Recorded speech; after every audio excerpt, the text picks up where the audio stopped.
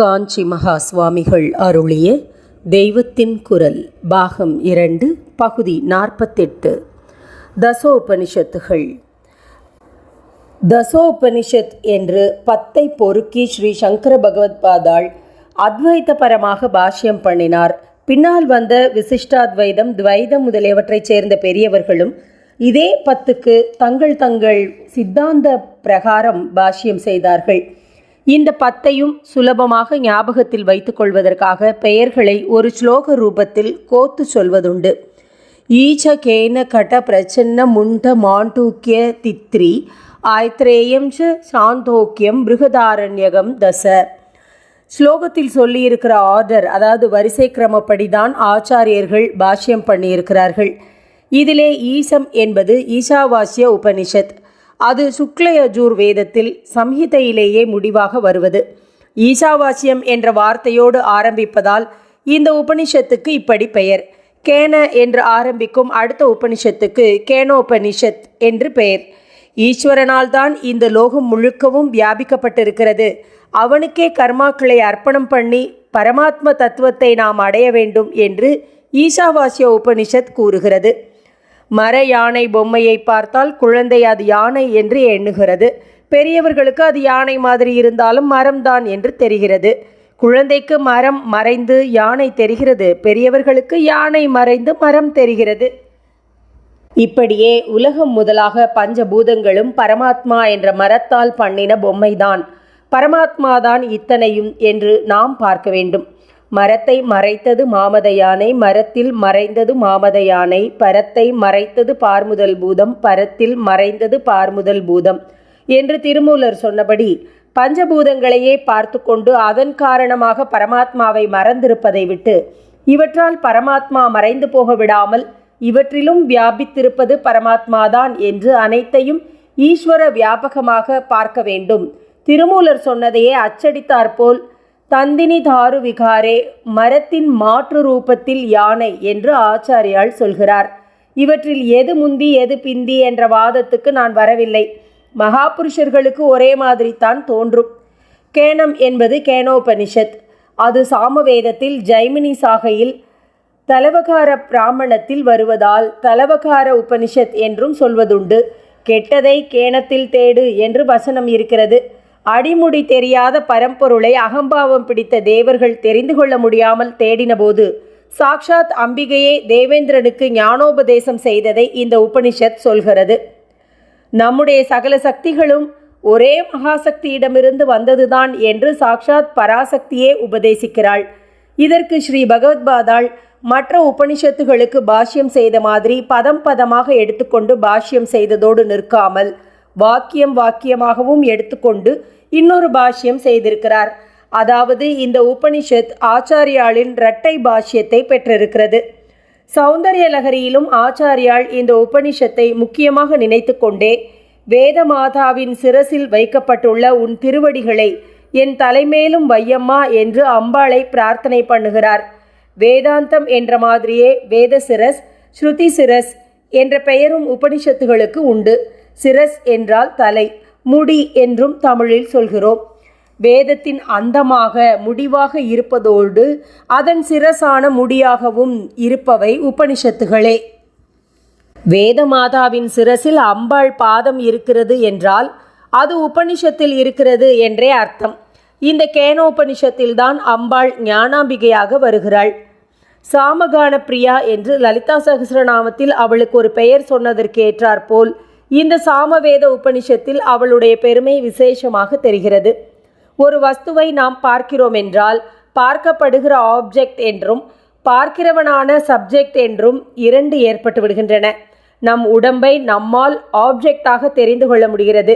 என் உடம்பு நன்றாயிருக்கிறது அல்லது நன்றாக இல்லை என்று நாம் அதை பற்றி தெரிந்து கொள்கிறோம் என்றால் அப்போது அது ஆப்ஜெக்ட் ஆகிவிடுகிறது. அதிலிருந்து வேறாக நாம் என்ற ஏதோ ஒன்று சப்ஜெக்டாக இருந்து கொண்டு அதை பார்க்கிறது என்று ஏற்படுகிறது.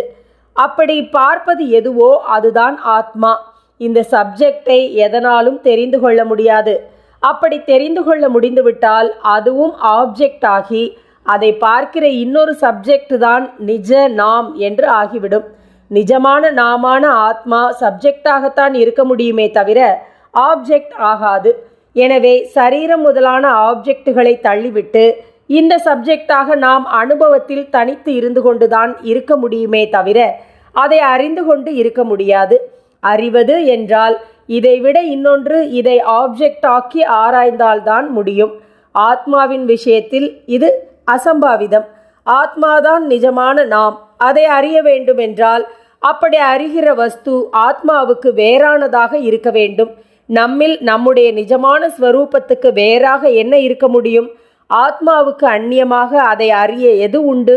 எதுவும் கிடையாது. அதனால் ஆத்ம ஞானம், ஆத்மாவை அறிவது என்ற வார்த்தைகளை சொன்னால் கூட இங்கெல்லாம் ஞானம், அறிவது என்பதற்கு ஒரு சப்ஜெக்ட் இன்னொரு ஆப்ஜெக்டை அறிகிறது என்று அர்த்தம் இல்லை. தன்னைத்தானே அனுபவித்துக் கொள்வதைத்தான் இந்த இடங்களில் ஞானம், அறிவது என்ற வார்த்தைகளால் சுட்டிக்காட்டுகிறோம். இதனால் தான் கேனோபனிஷத் எவன் ஆத்மாவை அறிந்துவிட்டேன் என்கிறானோ அவன் அறியவே இல்லை, எவன் அறியவில்லை என்ற நிலையில் இருக்கிறானோ அவன்தான் அறிகிறான், தெரியும் என்று நினைக்கிறவனுக்கு தெரியாது, தெரியாது என்ற நிலையில் இருக்கிறவனுக்கே தெரிந்தது என்கிறது. கண்டவர் விண்டிலர், விண்டவர் கண்டிலர் என்று சொல்வதும் இதைத்தான். கட என்றது கடோபனிஷத். கிருஷ்ணயஜுஸில் கட சாகையில் வருவது. அதிலே செத்த பின் ஜீவன் என்ன ஆகிறான் என்பதை பற்றி நச்சிகேதஸ் என்ற பிரம்மச்சாரிக்கு யமதர்மராஜா பண்ணின உபதேசம் வருகிறது. கதை மாதிரி ஆரம்பித்து பெரிய தத்துவத்தில் கொண்டு போய் விடும். கீதையில் பகவான் முக்கியமாக இந்த உபனிஷத் வாக்கியங்களைத்தான் எடுத்துக்கொண்டு திருப்பி சொல்லியிருக்கிறார். முன்னே சப்ஜெக்ட் ஆப்ஜெக்ட் பற்றி நான் சொன்னது இந்த உபனிஷத்தின் கடைசியில் ரொம்பவும் அழுத்தமாக உபதேசிக்கப்பட்டிருக்கிறது. பயிர் தண்டிலிருந்து கதிரை உருவி எடுக்கிறோம் அல்லவா? ஒரு ஈர்க்குச்சியில் மேல் தோலிலிருந்து உள்ளே இருக்கும் ஈர்க்கை அப்படியே உருவி விடுகிறோம் அல்லவா? அந்த மாதிரி ஆப்ஜெக்டான சரீரத்திலிருந்து சப்ஜெக்டான ஆத்மாவை தைரியமாக உருவி எடுத்துக்கொண்டு அதுவாகவே இருக்க வேண்டும் என்று அந்த மந்திரம் சொல்லுகிறது. காமம், குரோதம், துவேஷம், பயம் எல்லாம் மனசை சேர்ந்தனவே ஒழிய ஆத்மாவான எனது அல்ல. பசி, தாகம் முதலியன உடம்பை சேர்ந்தனவே தவிர என்னுடையன அல்ல என்று ஆத்மாவை சேராத எல்லா அனாத்ம வஸ்துக்களையும் ஆப்ஜெக்டிஃபை பண்ணி வெளியே தள்ளுவதற்கு சதா பழகிக்கொண்டே இருக்க வேண்டும். இம்மாதிரி எப்பொழுதும் அனுசந்தானம் செய்து வந்தால் உடம்பும் மனசும் தான் நாம் என்பதாக வேரூன்றி இருக்கும் அபிமானம் கொஞ்சம் கொஞ்சமாக நலிந்து மறைந்தே போய்விடும்.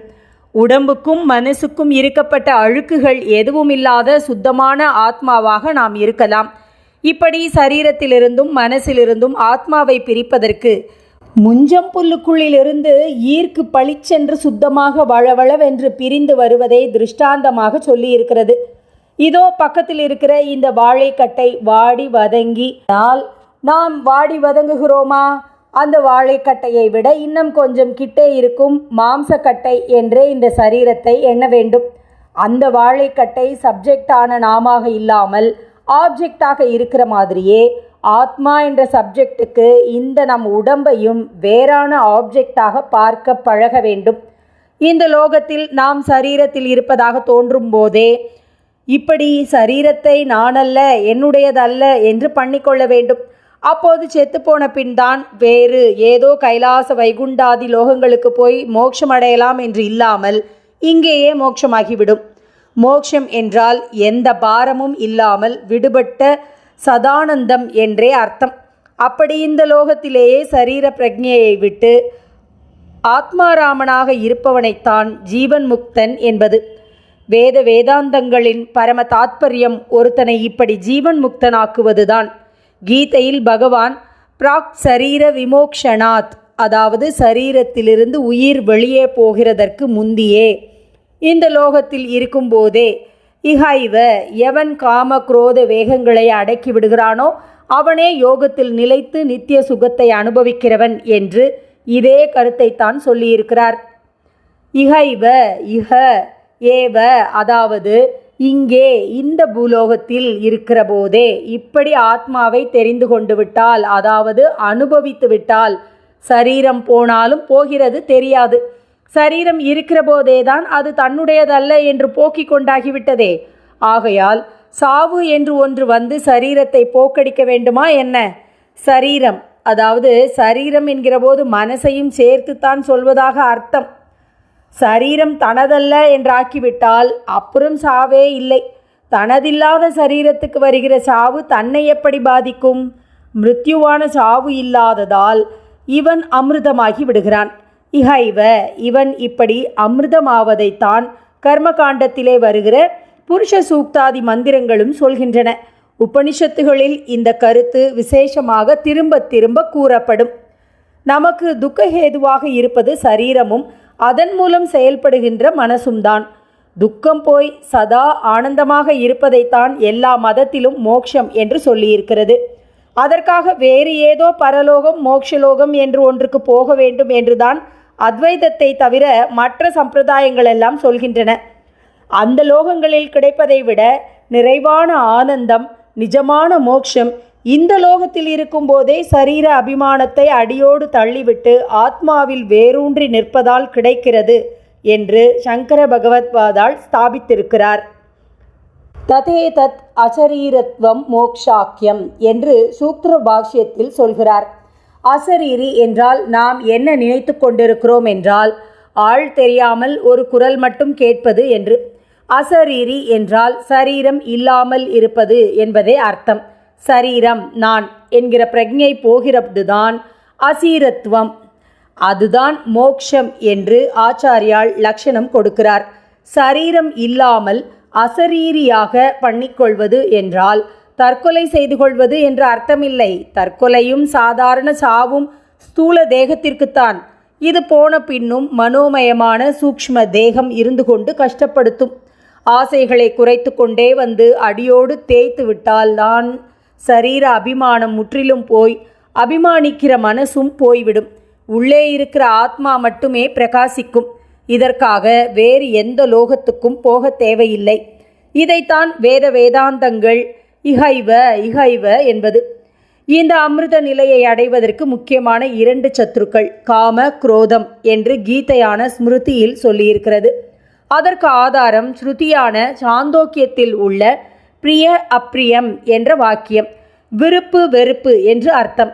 விருப்புதான் காமம், வெறுப்பு குரோதம். சரீரம் இல்லாதவனை விருப்பு வெறுப்புகள் தொடமாட்டா என்று சாந்தோக்கியம் சொல்கிறது. அதாவது நீ விருப்பு வெறுப்பிலிருந்து விடுபட வேண்டுமானால் உயிரோடு இருக்கிற போதே சரீரம் நானில்லை என்று ஆக்கிக்கொள் என்கிறது. ஒரே ஜீவாத்மாவின் அகங்கார மமகாராதிகளை ஒட்டி, நான் எனது என்ற பாவனைகளை ஒட்டி கவுனாத்மா, மித்யாத்மா, முக்கியாத்மா என்று 3ஆக பிரித்து சொல்வது வழக்கம். பெரியோர்கள் இந்த விஷயத்தை ஸ்லோகமாக சொல்லியிருக்கிறார்கள். அந்த ஸ்லோகமானது பகவத்பாதாளால் பிரம்மசூத்திர பாஷ்யத்தில் உதாகரிக்கப்பட்டிருக்கிறது. கௌண மித்யாத்மனோ சத்வே புத்திர தேகாதி பாதனாத் சத் பிரம்மாத்மாஹம் இத்யேவம் போதே காரியம் கதம் பவேத். இது சூத்திர பாஷ்யம். புத்திர மித்திரர்கள் நாமே என்றும் அவர்களுடைய சுகதுக்கம் நம்முடையது என்றும் எண்ணும் அபிமானமானது எல்லாரிடத்திலும் குடிகொண்டிருக்கிறது. அதுதான் கவுனாத்மா. கவுனம் என்றால் உபச்சாரமாக சொல்லுவதென்று அர்த்தம். நாம் வேறு, புத்திர மித்திரர்கள் வேறு என்று நமக்கு தெரிந்திருக்கும் பொழுதே நாம் என்கிற அபிமானம் நமக்கு அவர்களையொட்டி வருவதால் கவுனாத்மா என்று சொல்லப்பட்டது. அவர்களை விட நெருங்கின சரீரம் முதலியவற்றில் நான் என்கிற அபிமானம் உண்டாவது மித்யாத்மா. சுத்தமான ஆத்மஸ்வரூபத்தை பிரித்து பிரம்மஸ்வரூபமே நான் என்பது அனுபவத்திற்கு வருகிற பொழுது பிரம்மமே ஆத்மாவாகி விடுகிறது. அதைத்தான் முக்கியாத்மா என்று சொல்வது. முதலில் சொல்லப்பட்ட கவுனாத்மா, மித்யாத்மா இவ்விரண்டையும் விலக்கிவிட்டால் புத்திர மித்திரர்கள், சரீர இந்திரியங்கள் இவைகளுடைய சம்பந்தம் நீங்கிவிடும். அப்பொழுது சத்தியமான பிரம்மஸ்வரூபமாகவே நான் இருக்கிறேன் என்கிற ஞானம் உண்டாகிறது. அதற்கு பிறகு செய்ய வேண்டியது ஒன்றுமே கிடையாது என்பது மேலே சொல்லிய ஸ்லோகத்தின் தாத்பரியம். அரைஸ், அவேக், எழுந்திருங்கள், விழித்து கொள்ளுங்கள் என்று விவேகானந்தர் எல்லாரையும் தட்டி எழுப்பி ராமகிருஷ்ணா மிஷனுக்கு மோட்டோவாக, அதாவது லட்சிய வாசகமாக வைத்தது கடோபனிஷத்தில் வருகிற மந்திரம்தான். இப்போது நிறைய மேற்கோள் காட்டப்படும் அநேக வாசகங்கள் இந்த உபனிஷத்தில் வருகிறவையே. உதாரணமாக, படிப்பாலோ மேதாவித்தனத்தாலோ ஆத்மாவை அடைய முடியாது என்கிற மந்திரம், அதாவது நாயமாத்மா என்று சொல்வோமே அது. ஜீவன் என்ற தேர்காரனுக்கு சரீரம் தேர், புத்தி சாரதி, மனஸ் கடிவாளம், இந்திரியங்கள் குதிரைகள் என்ற விஷயம் ஹிருதய குகையில் பரமபுருஷன் அங்குஷ்ட, அதாவது கட்டை விரல் பிரமாணமாக ஜோதி ரூபத்தில் இருக்கிறான் என்ற சமாச்சாரம் தீபாராதனை செய்கிற போது சொல்லும் ந தத்ர சூரியோபாதி மந்திரம், அதாவது பரமாத்மாவின் சன்னிதானத்தில் சூரியன், சந்திரன், நட்சத்திரம், அக்னி எல்லாமே ஒளி மழுங்கி விடுகின்றன. அவனால்தான் இவற்றுக்கெல்லாம் பிரகாசமாதலால் இவற்றால் அவனை விளக்கி காட்ட முடியாது என்று அர்த்தம். நம் அறிவெல்லாம் அந்த பேரறிவிலிருந்தே உண்டானதால் இந்த நம் சிற்றறிவால் அவனை விளக்க முடியாது. பிற்பாடு கீதையிலும் பகவான் சொல்லும் சம்சாரம் என்ற தலைகீழ் அஸ்வத்த விருட்சத்தை பற்றிய பிரஸ்தாவம். ஹிருதயத்தில் குடிகொண்டுள்ள ஆசைகளையெல்லாம் ஒழித்துவிட்டால் இங்கேயே மனிதன் அமிர்தமாகி பிரம்மத்தை அனுபவிக்கிறான் என்ற விஷயம். இப்படி அநேக சமாச்சாரங்கள் இன்று கோட் பண்ணப்படுவதெல்லாம் கடோபனிஷத்தில் வருபவைதான். கடோபனிஷத்துக்கு அப்புறம் வரும் பிரச்சன்னோபனிஷத், முண்டகோபனிஷத், மாண்டூக்கியோபனிஷத் ஆகிய மூன்றும் அதர்வ வேதத்தை சேர்ந்தவை. பிரச்சனம் என்றால் கேள்வி. பிரஜைகள் உற்பத்தியானது எப்படி? அவர்களை ரட்சிக்கிற தேவர்கள் யார்? பிராணன் எப்படி சரீரத்தில் வந்து இயங்குகிறது? விழிப்பு, தூக்கம், ஸ்வப்னம் என்கிற நிலைகளை பற்றின உண்மை என்ன? ஓங்கார உபாசனையின் பிரயோஜனம் என்ன? பரமபுருஷனுக்கும் ஜீவனுக்கும் என்ன சம்பந்தம் என்கிற 6 பிரச்சனைகளுக்கு விடை சொல்வதால் இந்த உபனிஷத்துக்கு இப்படி பெயர் ஏற்பட்டிருக்கிறது. முண்டகம் என்றால் தலையை மொட்டையடித்து கொள்வது. சந்நியாசிகள் மாதிரியான பரம பக்குவமான வைராகியசாலிகளே அபியசிப்பதற்கு அதிகாரம் பெற்ற உபனிஷத்துக்கு முண்டக உபனிஷத் என்று பெயர் இருக்கிறது. அக்ஷர பிரம்மத்தை பற்றி சொல்கிற உபனிஷத் இது. அழிவில்லாதது எதுவோ அதுவே அக்ஷரம். அக்ஷரம் என்றால் ஒலி என்ற அர்த்தமும் இருக்கிறது. பஞ்சாட்சரம், அஷ்டாட்சரம் என்றெல்லாம் சொல்கிறோம் அல்லவா? இந்த ஒலிகளுக்கெல்லாம் மூலமான அக்ஷரம்தான் பிரணவம் என்னும் ஓம்காரம்.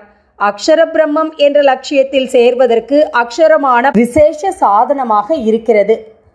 ஓம்கார வில்லில் ஆத்மா என்ற அம்பை பூட்டி கொஞ்சம் கூட கலக்கமில்லாமல் பிரம்மம் என்ற குறியில் அடித்து ஒன்றாக்கிவிட வேண்டும் என்று இந்த உபனிஷத் சொல்கிறது. ஜீவாத்மா, பரமாத்மா இரண்டையும் சரீரம் என்கிற ஒரே பிப்பல மரத்தில் இருக்கிற 2 பட்சிகளாகவும், அவற்றில் ஜீவாத்ம பட்சி மட்டும் பழத்தை, அதாவது கர்மபலத்தை சாப்பிடுவதாகவும், பரமாத்ம பட்சி சாட்சி மாத்திரமாக பார்த்து கொண்டு மாத்திரம் இருப்பதாகவும் இந்த உபனிஷத்தில்தான் வருகிறது. இதுவே பைபிளில் ஆதாம் ஆப்பிள் பழத்தை சாப்பிடாமல் இருந்ததாகவும் ஈவ் அதை சாப்பிட்டதாகவும் கதையாயிற்று. இப்போது குடியரசு சர்க்காரில் சத்தியமேவ ஜெயத்தே என்ற மோட்டோ வைத்து கொண்டிருக்கிறார்களே, அது முண்டக உபனிஷத் மந்திரம்தான். இந்த லோகத்திலேயே ஜீவன் முக்தர்களாக இருந்து சரீரம் போன பின் விதேக முக்தர்களாகிற சந்நியாசிகளை பற்றியும் இதில் ஒரு மந்திரம் இருக்கிறது. இப்போது சந்நியாசிகளுக்கு பூர்ண கும்பம் கொடுக்கும்போது சொல்கிற மந்திரங்களில் இந்த மந்திரமும் வருகிறது. வெவ்வேறு பெயரில் வெவ்வேறு ரூபத்தில் ஓடுகிற நதிகள் யாவும் சமுத்திரத்தில் தங்கள் பெயரையும் உருவத்தையும் இழந்து சமுத்திரமாகவே ஆகிவிடுவது போல ஞானி நாம ரூபங்களை இழந்து பராத்பரனான புருஷனில் 2 கலந்து விடுகிறான் என்று இந்த உபனிஷத் சொல்கிறது. அடுத்தது மாண்டோக்கிய உபனிஷத். மாண்டூக்கியம் என்றால் தவளை. தவளை உபனிஷத் என்று ஏன் பெயர்? ஒரு காரணம் தோன்றுகிறது. தவளை ஒவ்வொரு படியாக ஏற வேண்டும் என்பதில்லை. அப்படியே தாவி முதல் படியிலிருந்து 4ஆம் படிக்கு எகிரி குதித்து வரும். இந்த உபனிஷத்திலே ஜாக்கிரம், அதாவது விழிப்பு நிலை, ஸ்வப்னம் கனவு நிலை, சுஷுப்தி தூக்க நிலை இவற்றை தாண்டி ஆத்ம வெளியான துரியத்தில், அதாவது 4வது நிலையில் சேருவதற்கு வழி சொல்லியிருக்கிறது. ஓம் என்ற அக்ஷர உபாசனையாலேயே இப்படி ஒரே தாவாக துரியத்துக்கு துள்ளி குதிப்பதை சொல்லியிருக்கிறது. அதனால்தான் தவளை உபனிஷத் என்று பெயர் வந்துவிட்டதோ என்று தோன்றுகிறது. ரிசர்ச் செய்பவர்கள் ஆதிகால ஜனங்களில் ஒவ்வொரு கோஷ்டியும் ஒவ்வொரு பிராணி வர்க்கத்தின் பேரில் டோட்டம் என்று அடையாளம் வைத்துக்கொண்டு தனித்தனி பிரிவுகளாக சேர்ந்திருந்தார்கள் என்றும், இதிலே தவளை அடையாளம் வைத்து கொண்ட மாண்டூக்கியர்களின் இருந்த உபனிஷத்தே இது என்றும் சொல்கிறார்கள். இந்த உபனிஷத்தின் ரிஷி மாண்டூக ரூபியான வருண பகவான் என்று சொல்லப்படுகிறது. உபனிஷத்துகளுக்குள் ரொம்ப சின்னது இதுதான். மொத்தம் 12 மந்திரங்கள் தான். ஆனால் கீர்த்தியிலும் சக்தியிலும் இந்த உபனிஷத் விசேஷமான இடம் பெற்றிருக்கிறது. பிரணவத்தின் 4 பாதங்களை காட்டி ஜீவாத்மா பரமாத்மா இரண்டும் ஒன்றே என்று இந்த நிர்தாரணம் செய்கிறது.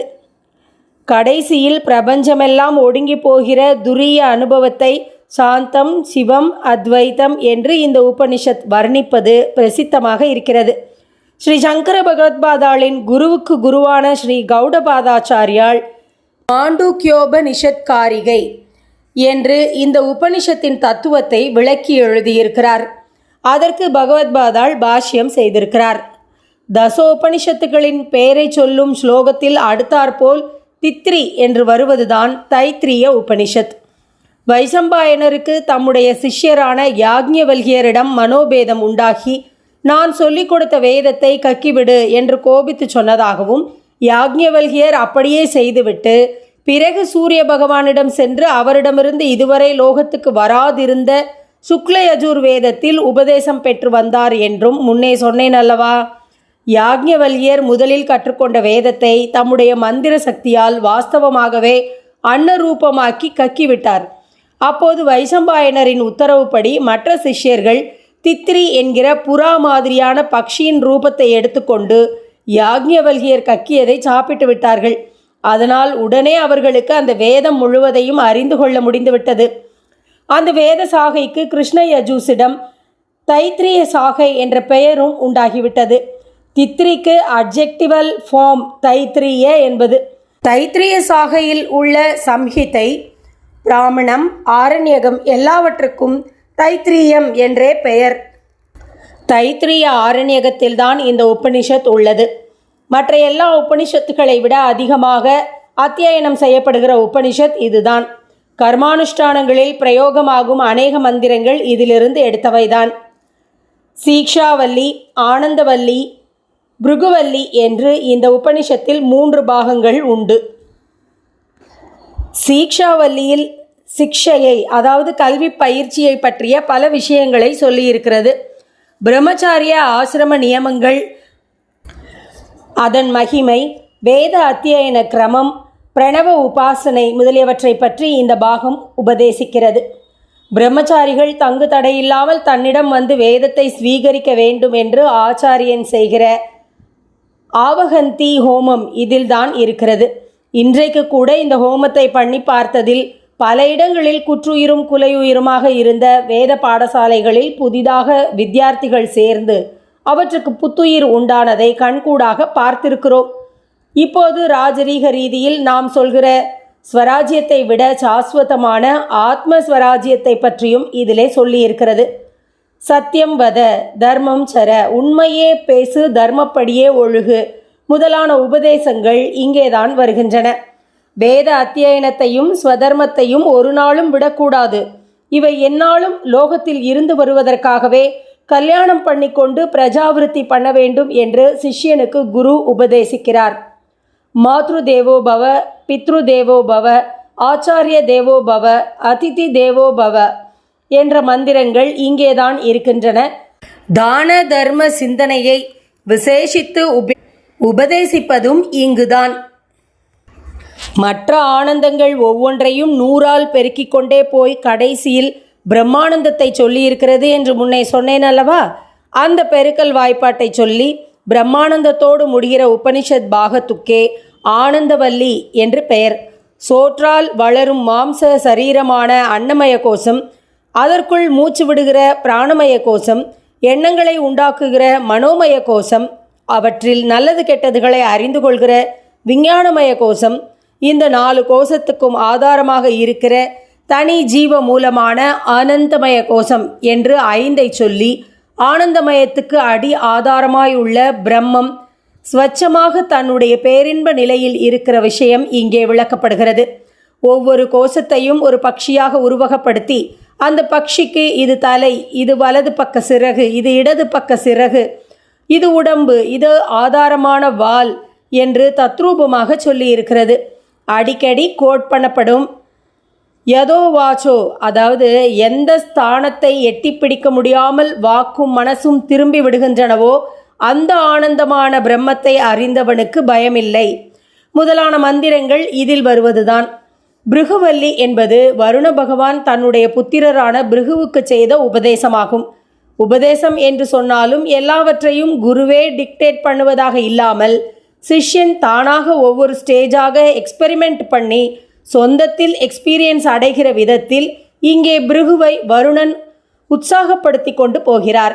இந்த மாதிரி பிருகு தாமாக தபஸ் பண்ணியே முதலில் அன்னமயமான சரீரம்தான் சத்தியம் என்று நினைத்த ஸ்திதியிலிருந்து ஒவ்வொன்றாக மேலே ஏறி போய் பிராணமயம், மனோமயம், விஞ்ஞானமயம் இவற்றை கடந்து கடைசியில் ஆனந்தமயத்துக்கு ஆதாரமான ஆத்மாதான் பரம சத்தியம் என்று அனுபவத்தில் தெரிந்து கொள்கிறார்.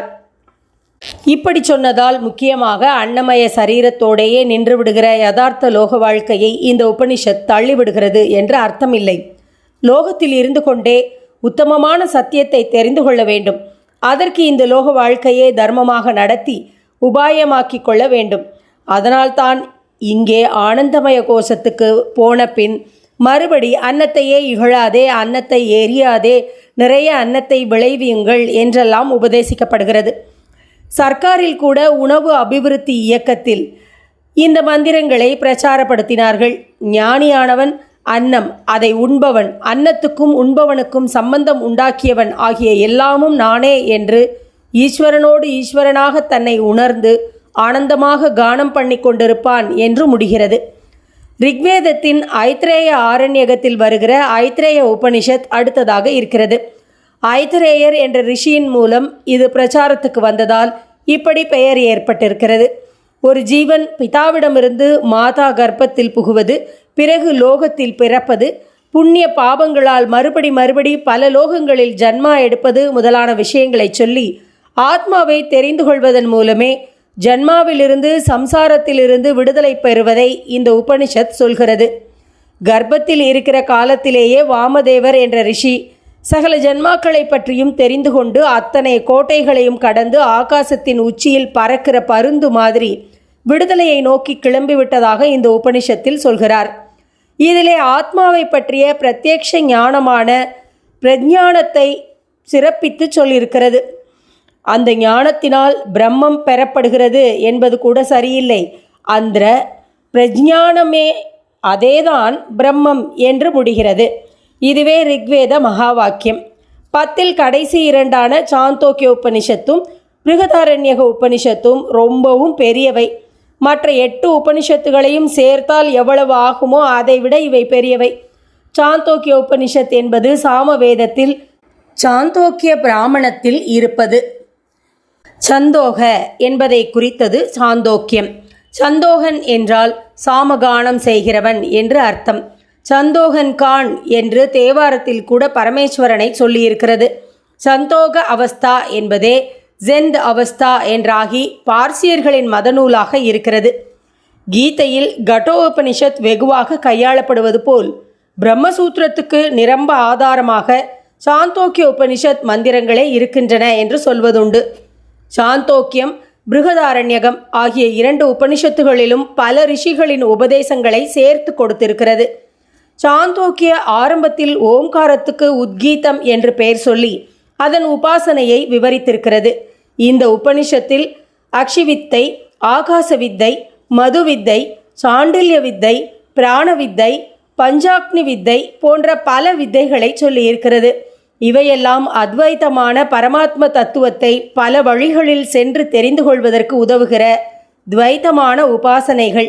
இவற்றுக்கு உச்சியிலே வருவது தகர வித்தை. அகண்ட ஆகாசமாக இருக்கிற பரம்பொருளை ஜீவனாவனவன் தன் உள்ளத்துக்குள்ளே இருக்கிற சின்னஞ்சிறிய ஆகாசத்தில் கண்டுகொள்வதுதான் தகர வித்தை. இந்த உபனிஷத்திலே சுவாரஸ்யமான பல கதைகளை சொல்லி அதன் வழியே தத்துவங்கள் உபதேசிக்கப்படுகின்றன. வெளிப்பார்வைக்கு விசித்திரமாக தோன்றும் பிரம்மஞானியின் போக்கு ரைக்ரவர் என்பவரின் கதையில் தெரிகிறது. தன்னுடைய கோத்திரத்தை தெரிந்து கொள்ளாத சத்தியகாமன் என்ற ஒரு சிறுவன் அதை ஒழிக்காமல் சொன்னதாலேயே அவனை நல்ல பிராமணனாக கொண்டு கௌதமர் என்ற ரிஷி அவனை சிஷ்யனாக ஏற்றுக்கொண்ட கதை சாந்தோக்கியத்தில்தான் வருகிறது. சான்றோர்க்கு பொய்யா விளக்கே விளக்கு என்ற திருக்குறளுக்கு கதாரூபமாக இது இருக்கிறது. சத்தியகாமனுக்கு உபதேசம் பண்ணுவதற்கு முந்தி குருவானவர் நிரம்ப சோதனைகள் வைக்கிறார்.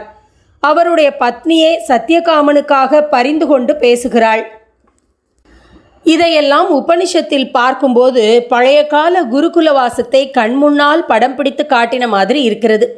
சத்தியகாமனுக்கு நேரெதிராக வித்யா கர்வத்தோடு இருந்த ஸ்வேதகேது என்ற பிரம்மச்சாரிக்கு அவனுடைய தகப்பனாரான உத்தாலக ஆருணி அடக்கத்தை உண்டு பண்ணி கடைசியில் ஜீவ பிரம்ம அபேதத்தை சொல்லும் தத்வமசி உபதேசம் செய்வதுதான் சாமவேதத்துக்கே உயிர் நிலையாக இருக்கிற மகா வாக்கியத்தை சொல்லும் இடம்.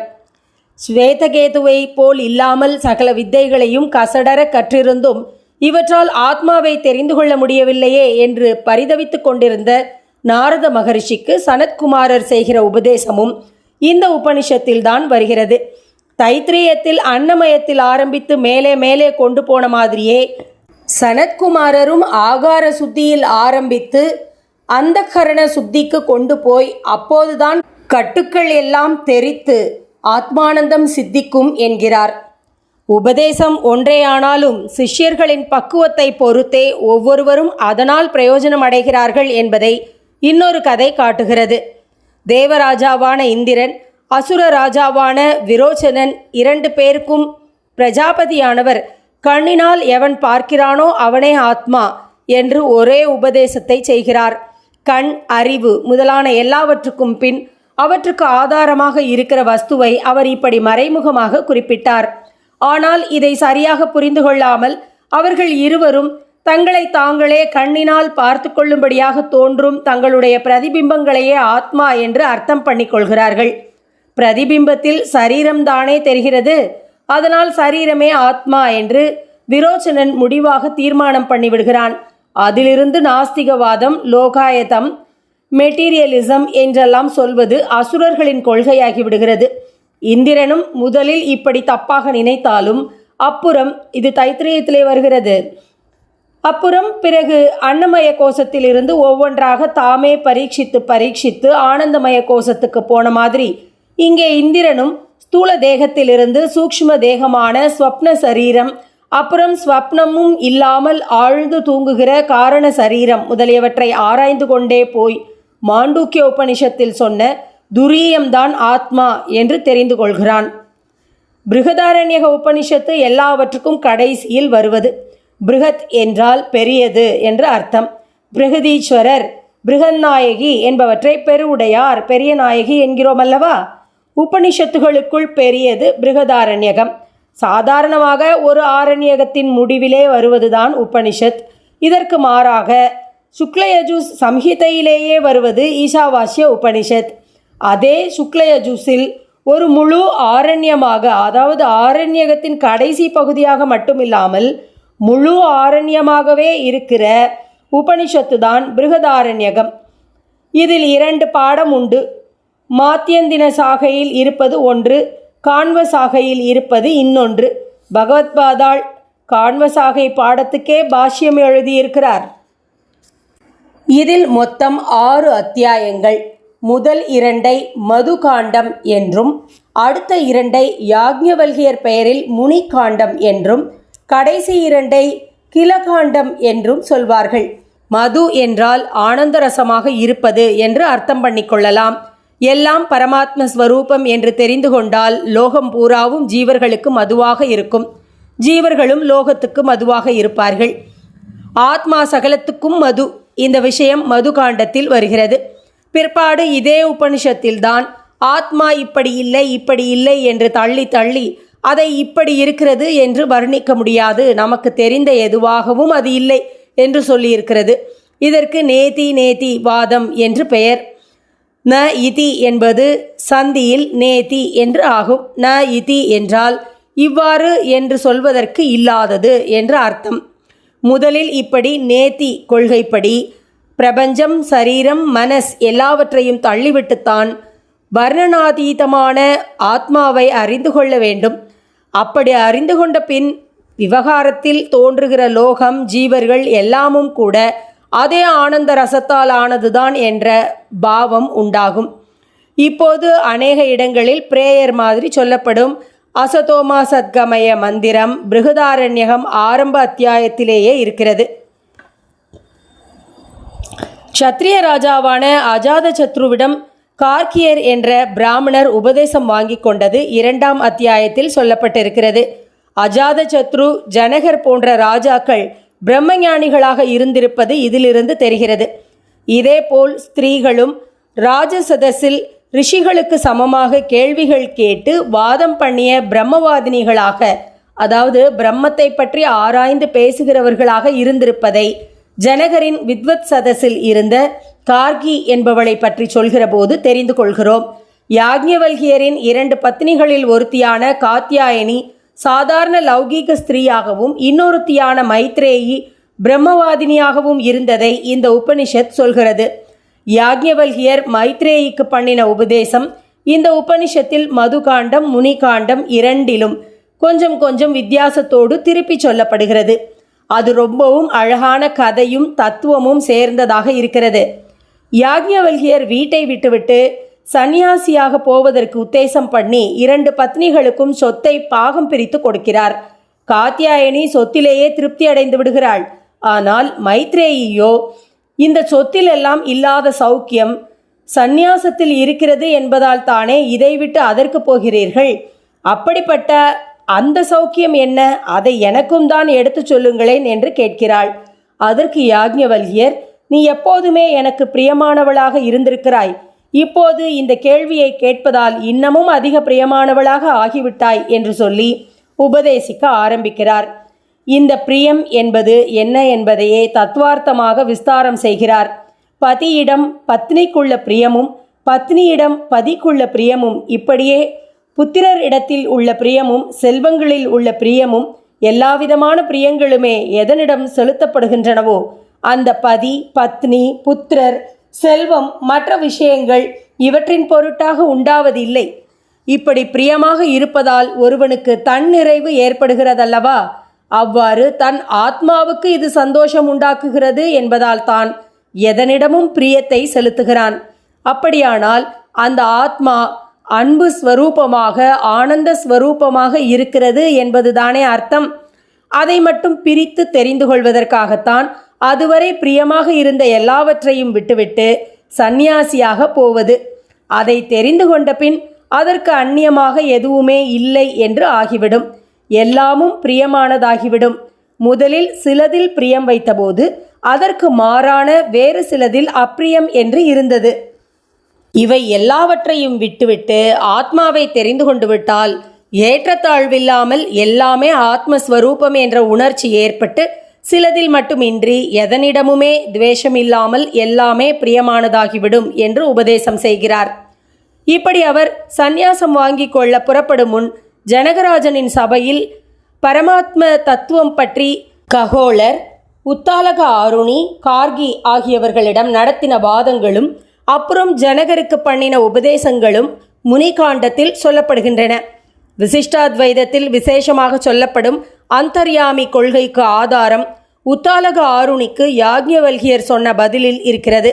லோகம் முழுக்கவே மாயை என்று அத்வைதத்தில் உள்ளபடி சொல்லாமல் லோகம் சரீரம் என்றால் அதற்கு உயிராக உள்ளே பரமாத்மா இருக்கிறார் என்பதுதான் அந்தர்யாமி கொள்கையின் முக்கியமான கருத்து. இதை ஒரு குறிப்பிட்ட நிலையில் யாக்ஞவல்கியர் ஒப்புக்கொண்டு பேசினாலும் மற்ற சமயங்களில் பூர்ணமாக அத்வைதந்தான் சொல்கிறார். மைத்ரேயிக்கு உபதேசித்து முடிக்கும்போது பரம அத்வைத்தமாக கொஞ்சம் தனித்து துவைத்தமாக இருந்தாலும் இன்னொன்றை பார்ப்பது, முகர்வது, ருசிப்பது, தொடுவது, கேட்பது, நினைப்பது என்றெல்லாம் ஏற்பட்டுவிடும்.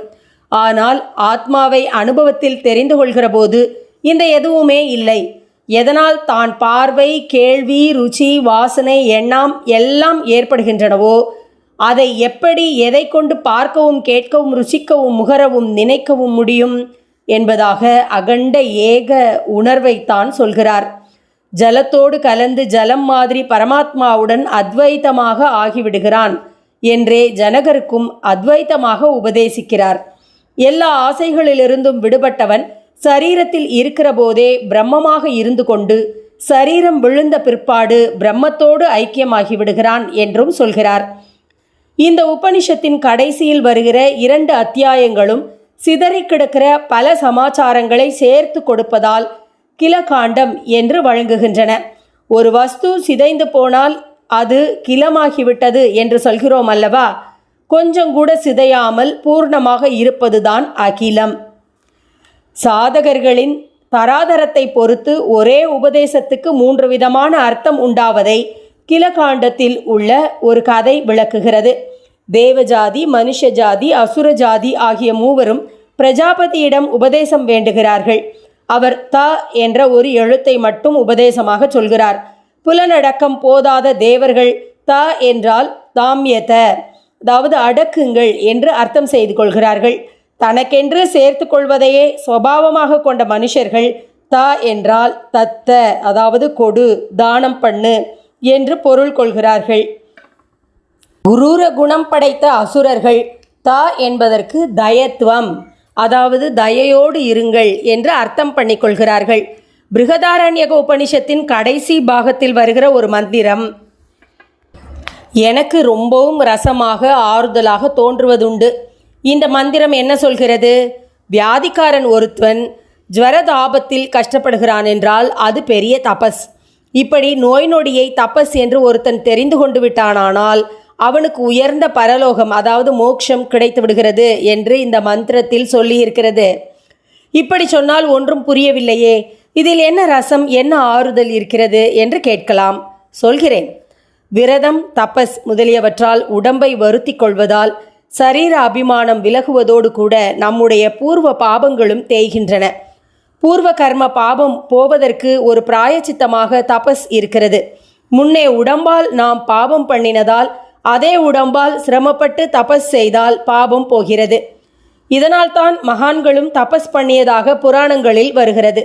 சாக்ஷாத் ஜெகன்மாதாவான அம்பிகையே பரமேஸ்வரன் வார்த்தையை மீறி தக்ஷனின் யஜ்ஞத்துக்கு வந்து அவமானப்பட்டு அப்போதே பிராணத்தியாகம் செய்த பின் மறுஜன்மாவில் ஹிமவானுக்கு புத்திரியாக அவதாரம் செய்தபோது பூர்வத்தில் பதியின் உத்தரவை உல்லங்கனம் பண்ணியதற்கு, அதாவது அதை மீறியதற்கு பிராயச்சித்தமாக தபஸ் பண்ணினால்தான் மறுபடி இந்த ஜன்மாவில் அவரை அடைய முடியும் என்பதால் ரொம்பவும் உக்கிரமான தபசுகளை பண்ணியிருக்கிறாள்.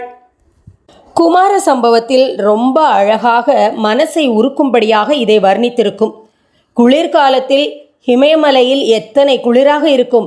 அந்த சமயத்தில் பனிப்பாறைகளின் மேல் உட்கார்ந்து கொண்டோ பனியாக உறைந்து கொண்டிருக்கும் தடாகங்களுக்குள் நின்று கொண்டோ தபஸ் பண்ணுவாள். நல்ல கோடை வெயில் கொளுத்துகிற போது தன்னை சுற்றி 4 பக்கமும் நெருப்பை மூட்டிக்கொண்டு தபஸ் பண்ணுவாள். 4 பக்கம் 4 நெருப்பும் மேலே 5வது நெருப்பாக சூரியனும் இருப்பதால் இதற்கு பஞ்சாக்னி தபஸ் என்று பெயர். இம்மாதிரியான கடுமையான தபஸ்களை அநேக மகான்கள் பண்ணி இருக்கிறார்கள். இப்போது நம் விஷயம் என்ன? அவர்கள் ஏதோ ஒரு தப்பு 2 தப்பு பண்ணினார்கள் என்றால் நாம் பண்ணுகிற தப்புகளுக்கோ கணக்கு வழக்கே இல்லை. ஆனால் அவர்கள் செய்த தபஸில் கோடியில் 1 பங்கு கூட பண்ண நமக்கு மனசும் இல்லை, சக்தியும் இல்லை. இப்படி இருந்தால் நம் பாவம் போகிறது எப்படி? இம்மாதிரி நினைத்து கஷ்டப்படுகிற போதுதான் மேலே சொன்ன உபனிஷத் மந்திரம் ஆறுதலாக வருகிறது. நமக்கு டிசிப்ளின்டு லைஃப் இல்லாததால் எப்போதும் பார்த்தாலும் வியாதி, வெக்கை, ஜுவரம் முதலியன வருகின்றனவல்லவா? நம்மை பார்த்துத்தான் உபனிஷத் இந்த நோய் நொடி காயலா எல்லாமே பெரிய தபஸ்தான், இப்படி பார்ப்பதற்கு பழக்கப்படுத்தி கொண்டு விட்டாயானால் தபஸினால் கிடைக்கிற பாபத்தின் அழிவு உனக்கும் உண்டாகி மோட்சலோகத்துக்கு போய்விடுவாய் என்று சொல்கிறது. இவ்வளவு பிளெயினாக தெளிவாக நேராக சொல்லாவிட்டாலும் அந்த மந்திரத்தின் அர்த்தம் இதுதான். ஜ்வரதாபம், தாபஜ்வரம் என்றெல்லாம் சொல்கிறோம் அல்லவா? தாபம் என்றால் கொதிப்பது, வேகிறது என்று அர்த்தம். தபஸ், தாபம் என்ற இரண்டுக்கும் ரூட்டான தப என்னும் வார்த்தைக்கு கொளுத்துவது என்று அர்த்தம். சூரியனுக்கு தபனன் என்றே பெயர் இருக்கிறது. ஆகையால் சாஸ்திரங்களில் சொல்லியிருக்கிற தபஸை நாம் பண்ணாவிட்டாலும் தானாக வந்த இந்த ஜ்வர தாபத்தையே நம் பாபத்தை போக்குவதற்காக ஈஸ்வரனே தந்திருக்கிற தபஸ்தான் என்று வைத்து கொண்டு விட வேண்டும். டைஃபாய்டு, நிமோனியா மாதிரி வந்து 105 106 டிகிரி என்று உடம்பை வறுத்து எடுக்கிறதா? அப்பாடா, நாம் பஞ்சாக்னி தபஸ் பண்ணாததற்கு பதிலாகத்தான் சுவாமி இந்த தாபஜ்வரத்தை தந்திருக்கிறார் என்று நினைத்து நிம்மதிப்படுத்தி கொள்ள வேண்டும். மலேரியா வந்து எத்தனை கம்பளி போர்த்தினாலும் போதாமல் குளிர் நடுக்கி எடுக்கிறதா? ரொம்ப நல்லது. நாம் குளிர்காலத்தில் ஐசுக்குள் இருந்து கொண்டு தபஸ் பண்ண மாட்டோமோ இல்லையோ? அதனால்தான் பரம கருணையோடு பகவானே நமக்கு இந்த குளிர் ஜுரத்தை அனுப்பியிருக்கிறார் என்று வைத்து கொண்டு விட வேண்டும். இப்படி எந்த உடம்பு நோய் வந்தாலும் அடிபட்டாலும் காயம்பட்டாலும் ஒவ்வொன்றையும் ஒரு தபஸாக நாமாக பண்ணாத போதிலும் பகவானே அனுப்பி வைத்திருக்கிற தபஸாக எடுத்துக்கொண்டு விட வேண்டும். பழக பழக இந்த மனோபாவம் உறுதியாக ஏற்பட்டுவிடும். இதனால் நோய் நொடியை தாங்கிக் கொள்கிற சக்தி உண்டாகும். டாக்டர் மருந்து என்று தேடி ஓடாமல் ஆகிறபடி ஆகட்டும் என்று அதன் வழி விட்டுவிடுவோம். பாப கர்மாவை தீர்த்து வைக்கிற ஒரு நல்ல உபாயமாக நம்மை தேடி வந்திருக்கிற தேக சிரமத்தை நாமாக போக்கிக் கொள்ள மாட்டோம் இல்லையா? இதனால் டாக்டர் ஃபீஸ், மருந்து செலவு எல்லாமும் லாபம். எல்லாவற்றையும் விட பெரிய லாபம் சிரமத்தை சிரமமாக நினைக்காமல் ஏற்றுக்கொள்கிற திதிக்ஷை என்ற உயர்ந்த பண்பை பெற்றுவிடுவோம். இவ்வளவையும் தான் உபனிஷத் மந்திரம் சம்ஷேபமாக, அதாவது சுருக்கமாக சொல்லிவிடுகிறது. மகத்தான பாபங்களை பண்ணிவிட்டு அதற்கு பிராயச்சித்தமான விரதம், தபஸ் எதையும் பண்ண முடியாமலே திராணி இல்லாமல் இருக்கிறோமே என்று துக்கப்படும் போது இந்த மந்திரம் நமக்கும் சுவாமியே அனுப்பி வைக்கிற தபஸ் இருக்கிறது என்று ஆறுதல் சொல்கிறது. தசோபனிஷத்துகளும் முடிகிற இடமான பிருகதாரண்யகத்தின் கடைசி அத்தியாயத்தில் கர்மகாண்டத்துக்கு வேதாந்தம் விரோதமே இல்லை என்று அழுத்தமாக காட்டுகிற மாதிரி பஞ்சாக்னி வித்யையையும் சுப்ரஜைகளை, அதாவது நன்மக்களை விரும்பும் கிருஹஸ்தர்கள் அனுஷ்டிக்க வேண்டிய கர்மாக்களையும் சொல்லியிருக்கிறது.